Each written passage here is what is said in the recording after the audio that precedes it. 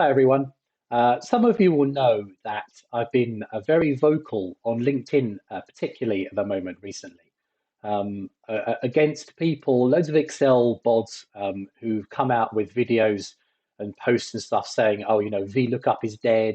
I'm never going to use VLOOKUP again. XLOOKUP is going to conquer all these stuff. And I've come back so many times saying I don't agree, that actually both are valid.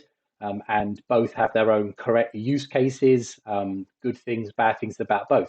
What I'm going to show you today actually is a situation where VLOOKUP is better than XLOOKUP. Yet, believe it or not, it is possible. A real life, common a garden situation where VLOOKUP is better than XLOOKUP.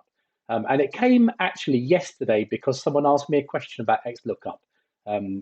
So I'm going to go through it. Let me show you what we got here. So just a small table, small example. You guys have all done this loads of times before. I assume I'm talking to people who know about Excel. You've got product ID, overall size, length, width, height, and price. And the overall size is made up of the length and width and height. Great, no problem.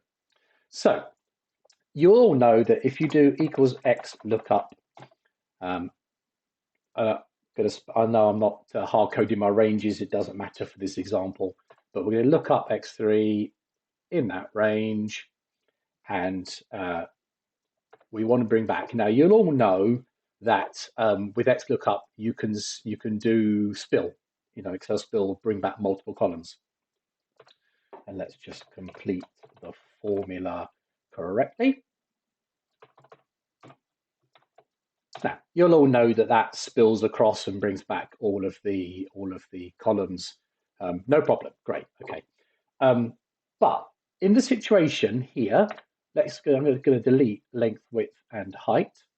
So now we only want to bring back overall size and price. That's the only two columns we want to bring back. In XLOOKUP, to do that, XLOOKUP, same thing as before, find that.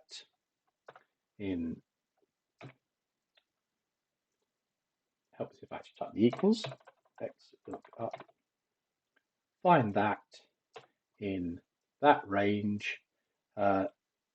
Now we want to bring back overall size, and we want to bring back price, but we don't want to bring back the columns in between. How do we do that?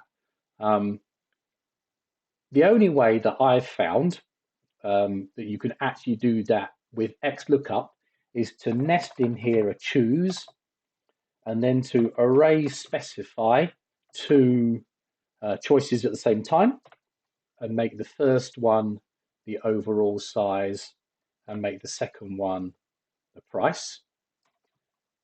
Close off the choose and then finish the rest of the XLOOKUP as before. Now that works, absolutely. It brings back the two you want, two columns you want, and not the ones in between. But only by nesting in this choose. Actually, you can do this easier, quicker, and therefore better with VLOOKUP. VLOOKUP. Same thing again. We're going to look up that.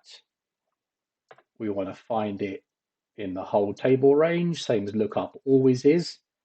And now this time we do, again, specify an array, and we want columns 2, 3, 4, 5, and 6. Columns 2 and 6. Close off the array, finish the VLOOKUP as we would do normally, and lo and behold, it gives you the same thing. And that's because VLOOKUP is now spilling across columns. You guys all know with the new dynamic arrays that you can spill. I don't know if you were aware that previous old formulas also spill as well. It's not only the new ones that do it, so the old ones do it as well. So we can take advantage of that and specify a little mini array in there and get it to spill across using VLOOKUP, which gives you exactly the same result, but it's a much less complicated formula because you haven't had to nest to choose in it.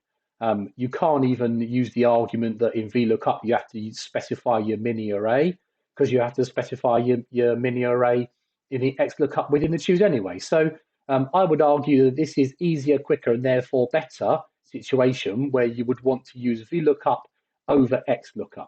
And of course, you don't, because of the new dynamic arrays, you don't have to CSE Control Shift N to the VLOOKUP because of the new dynamic arrays in this build.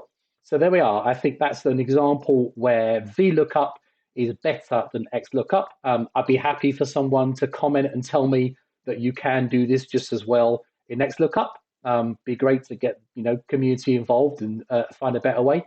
But at the moment, I reckon that's the best way of doing it.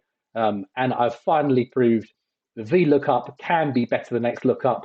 So hopefully that puts pace to all of the arguments that XLOOKUP will always conquer VLOOKUP. So I hope that's all right, guys. Be interested to hear your comments and thoughts. Stick them down below. Let's get a conversation going. And see you again next time.